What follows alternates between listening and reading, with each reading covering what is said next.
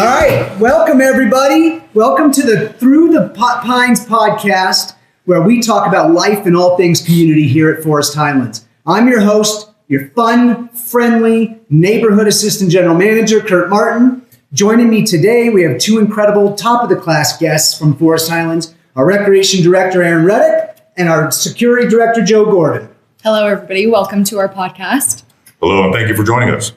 Today, we'll be discussing an important topic, something that has been a concern for 2 years here at Forest Highlands that we want to get everybody on board with, and we're really excited to get the information out to the members. It's all around e-bikes. How the safety was a concern around Forest Highlands. Joe, why don't you give us just a little bit of a background? Tell us, what kind of got us to this point where we're here doing this podcast about e-bikes at Forest Highlands. Most definitely. With the younger generation, e-bikes have become a fantastic way to get around some of the longer stretches within the community. We have about 26 miles of paved road inside of Forest Highlands. And again, there's not that much effort that they have to expand or use when they're using the e-bikes. However, with that being the case, e-bikes are a lot different than traditional bicycles, right? We know there's 2-3 different classes that are out there. Yeah, they go extremely faster than what we were able to do when we were in our younger days. Yes. Yeah.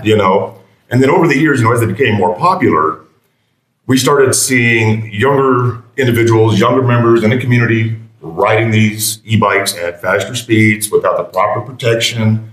There was some erratic riding behaviors that were exhibited. They're not necessarily informed or know the rules of the road per se. Yeah. Which kind of leads to a lot of concern from other members in the community, whether they're walking, if they're on the walking paths with strollers, if they're going to be golf carts, other vehicle traffic out there. Yeah. They're not stopping at stop signs. They could roll through, not see another vehicle, could potentially have an accident or incident. And we've had a couple on the property, right? So that's what we've been seeing. And we've gotten calls over the years. We're typically during the high point of the season, 2 to 3 calls every afternoon. It's like there's a group of kids out here, this part of the community, and they're just not riding safely. So we'll go out there, we try to encounter them, have a verbal conversation with them, make sure they're doing what they're supposed to be doing, making sure they're wearing their helmets. And if we ever found them not to be, having the proper safety gear for the age requirement for the rules, we're like, you need to go home and get it. Don't let us see you again without the helmet, because if we do, you're going to get written up and could potentially be seen fine. So. Yeah, we started getting some of these to the board of directors, right? So the board of directors started getting emails, started getting really concerned members that somebody was going to get extremely hurt because we did see these group of kids. And so the board, they felt like we needed to do something. And they gave the security committee the directive last year to try to do some research on what we should do as a community moving forward. Right. So, Aaron, tell us a little bit about, how we got to eBike University from that point, at that point. Yeah, absolutely. Great question. Last year, a gentleman named Luke Howland, he works with eBikes of Flagstaff. He actually reached out to me directly to be more involved in our community out here at Forest Highlands. And at the time, this wasn't really a thought, but he went and shared with me a free version of eBike University, which was a pre-existing software program him and another member of the eBikes of Flagstaff created a few years back. And with that, Joe and I actually took the course and learned a lot about educating other members of the community on e-bikes, the different classes, how to use e-bikes properly and safely, those e-bike checks. And so when this all came about last year in the committee, I thought of Luke and immediately reached out to him, and we talked about creating a custom Forest Highlands eBike University, similar to the one that was already created, but obviously our own brands. The eBike University that we have, we're in works in progress with right now, is 6 modules where our members can take through the course. It's a few quiz questions throughout to gauge knowledge, and after they succeed or pass their eBike University program, they can then go to security to be officially notarized as a safe rider out here with a decal on their e-bike or e-scooter. And then we know that they are safe and knowledgeable riders on the road. That's great. And you guys presented this to the committee last year. They loved the idea. Then it got pushed to the board. The board approved it for us to be able to do this year. And I think it's going to be a great approach for us, moving forward. So Forest Highlands is a unique environment. Obviously, we all know that. Members know that. We all know that. There's golf carts, there's wildlife, there's vehicles on the road. And we have small roads. We don't have sidewalks. So how do you think that it affects somebody riding an e-bike here, Joe? What do you think is different between that and So to your point, right? We don't have sidewalks. We don't have bike lanes. Yeah. That's why rules of the road are very important for the younger riders to be able to understand. You need to stay to the right-hand side of the road. Go in a single file line if you're going to be passing somebody. Observe all the stop signs. If there are cart path crossings, you want to make sure you're looking left and right to make sure no pedestrians or the golf carts are coming into traffic, because they may not yield as well, even though they have stop signs.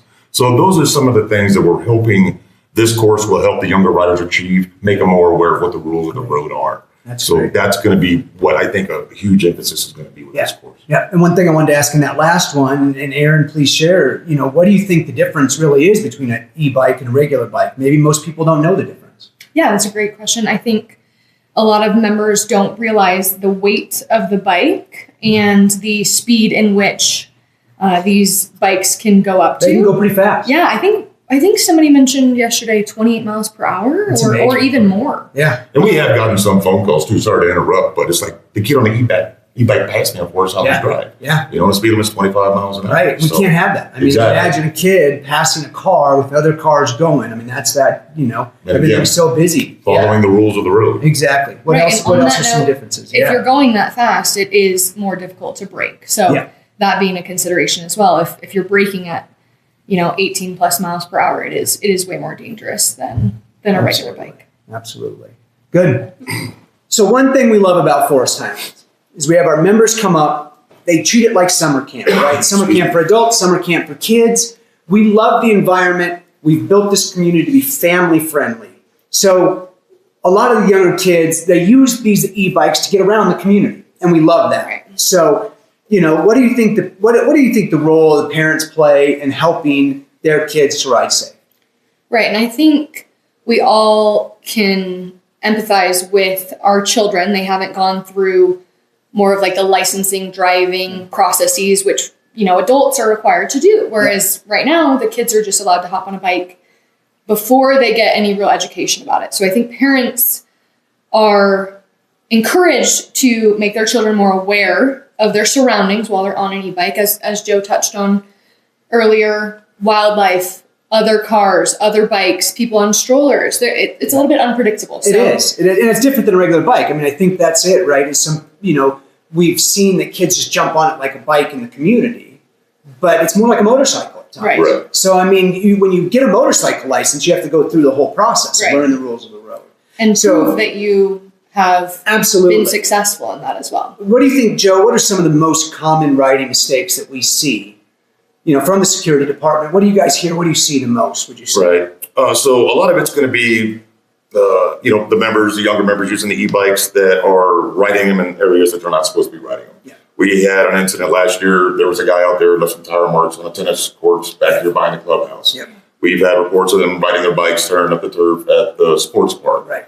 On the practice facilities, the driving ranges, things like that, right? Yeah. We're not allowed to take vehicles out there on those types of areas, and it's no different for bicycles, e-bikes, electric scooters, anything like that. So those are some of the things that we have seen in the past that we've got calls on regarding that. And not necessarily that it's going to be, a riding mistake, but something that may help the parents as well, is get an e-bike that's the appropriate size or class for the age of your child. Yeah. That might help a little bit too. And as they get older, they can have, a little bit more, hey, when I turn this age, I can get a slightly faster, bigger, faster bike. Absolutely. That might be something to help the parents consider, when they're shopping for their children, if they continue to let them ride e-bikes in the community. That's great. Thank you for that, Joe. Appreciate it. Joe, you mentioned a couple of the mistakes that we see around property. Helmets are a big one. Right? Huge. Helmets are a big one. And what do you think? What are some of the helmet mistakes? What are some things about helmets that you like to mention? Right. And one of those expectations would be that children under the age of 16 are wearing those helmets. Absolutely. And they are fit correctly and the right size for the child. Yep. and tightened properly so they're not wiggling around on their head. Absolutely. Absolutely. Yeah. I mean, that was a rule we made 2 years ago. That was the first of this to try and kind of make that rule, steadfast. And that ties in a little bit with the eBike University. Absolutely. Yeah. It's one of the expectations that the community has is that the children who are riding these bikes wear properly fitted helmets. Great. Before we move on to the next question, do you have anything else you wanted to add? Yeah, I just wanted to mention that parents should also be more involved in this course with the child to make sure that they are going through it at a proper pace, answering the questions properly to make sure that they succeed in this area. And I'm excited to get into some of what the questions might be. But I agree with you. We want this to be a partnership. Again, we know that the members of Forest Highlands, they want everybody following the rules. Everybody wants to work together. It's a beautiful environment. We know it's summer camp. We want everybody to have a good time out there. We don't want anything bad to happen to anybody. And that's ultimately the goal here, educating our kids so they can ride better on the streets and not be injured. Absolutely. Great. If someone takes the eBike University, Joe, what will they walk away knowing that they probably didn't know before? Right. So what are the key takeaways, hopefully, for the parent and the child taking the course, because we're requiring children 15 and younger to take the course.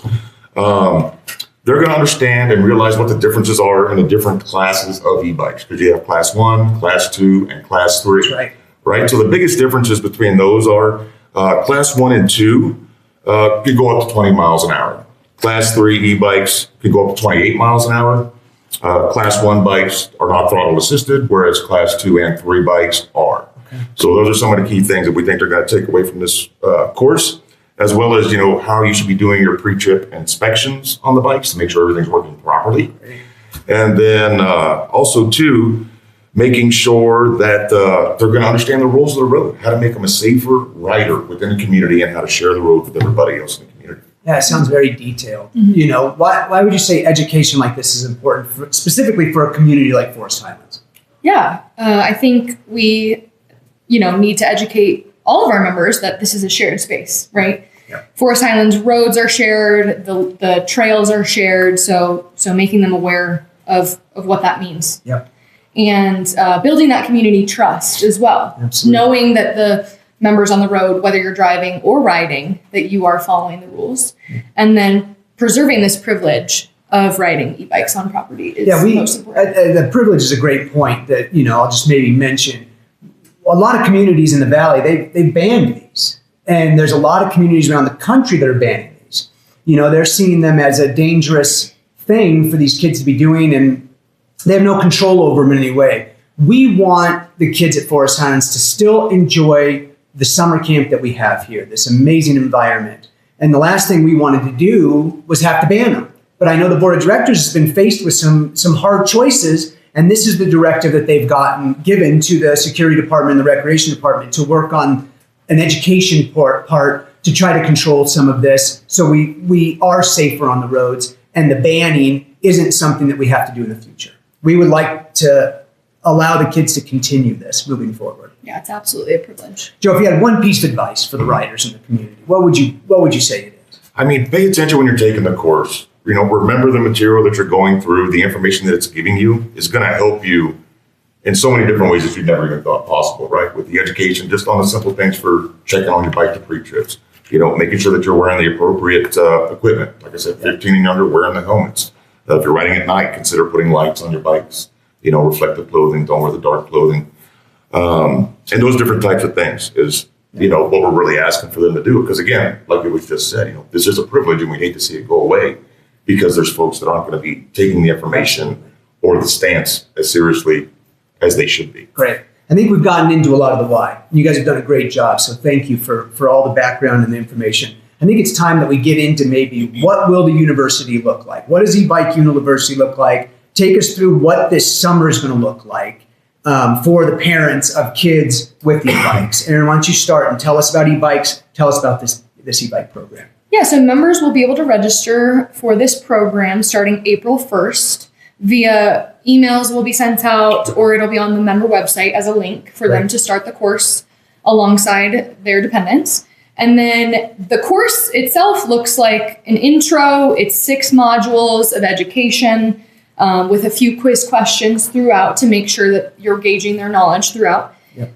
Once they successfully pass the e-bike program, they will be emailed a certificate to their email and to ours on the backside as well. And then they can take that certificate on over to the security team and register the bike with them, getting the decal to prove that they have been a part of this program. Decals on the bikes is the idea. A decal, yeah. And so that process is going to be similar to how we register, golf carts, gym carts, right now. So yes. So you put a decal on. The decal will have a number on it. So every e-bike on property is going to be, identified by that number to show security that this child has completed the e-bike course.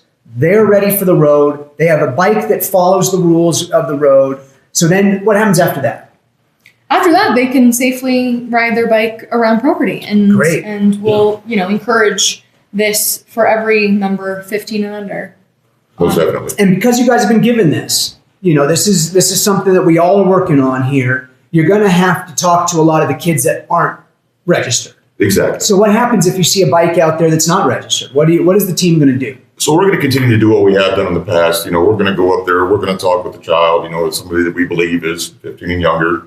Not wearing a helmet, doesn't have the sticker on there. But we're going to verify who they are. Just get some general information from them. Tell them about the course. It's like you need to go home. You need to get your helmet. You need to make sure your parents are aware that you need to register for this course to get it taken. And generally, the first time, it's just going to be a verbal warning, right? Good. Other things that can happen for further offenses, if they continue to break the rules, not follow the rules, we can,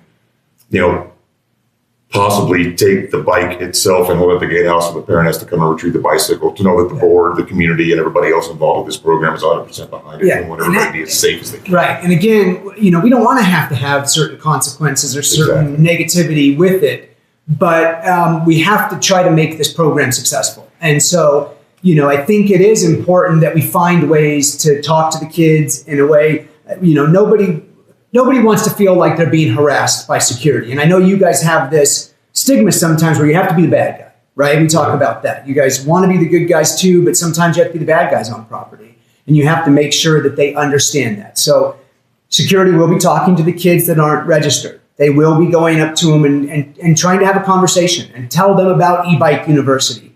But if we have repeat offenders who are choosing not to do it, we are going to have to get the parents involved somehow. And we're going to call, email, take the bike for now, especially if they're misbehaving on the roads. I mean, that's the whole point. Exactly. We've got to try to keep everybody safe on property. Okay. All right. Now, this time in the program, it's fun rapid fire questions. Aaron, helmet or no helmet? Helmet always. Great. Joe, most common riding mistakes you see? Going too fast. Great. Aaron, one thing every rider should check before riding. Check your brakes. Joe, one word for the most important riding skill. Being aware of your surroundings. Great. Coming back to you. Biggest things riders underestimate about e-bikes. Braking distances. Good. Aaron, most important riding habit. Riders looking ahead. Good. Joe, finish this sentence. A great e-bike rider is someone who? Always thinks of their surroundings and traffic around them. Great. Aaron, one thing parents should remind their riders about. To slow down around other bikes, cars, and people. Good. Where should riders be most cautious? Intersections and blind curves. Why does eBike University matter? It matters because it keeps the privilege of e-bikes on property. Great. Great answer. All right, reverse. E-bikes or golf carts? E-bikes. Why? Because safety for kids is extremely important. I love the kids being able to get around property, and they can't drive golf carts. No one under the age of 16 should be driving a golf cart. I want kids to be able to get to pickleball. I want kids to be able to get to the rec center, have fun, go swim, enjoy this beautiful thing that we have here at Forest Highlands. It's grateful. Thank you for the rapid questions. I know that was hard. I'm sweating myself here, so thank you. Good job, everyone. I want to thank you both for coming in today. I think this is an extremely important topic that we covered today. And I think it's really beneficial for the members to know what's coming. And I think we covered it. And I think we're going to address this year. And I'm excited to see how this plays out. So thank you both for coming. Any final words? Any final thoughts? Thanks for having us. And we hope it's going to be a success. Absolutely. Yeah, absolutely. Thank you. Thank you both. And thank you, all the members who get a chance to watch this, and thank you for all your support through this program. We could not do it without you, and we're excited to see how this plays out. And we want everybody out there to ride safe, Ride smart. Ride Forest Highlands.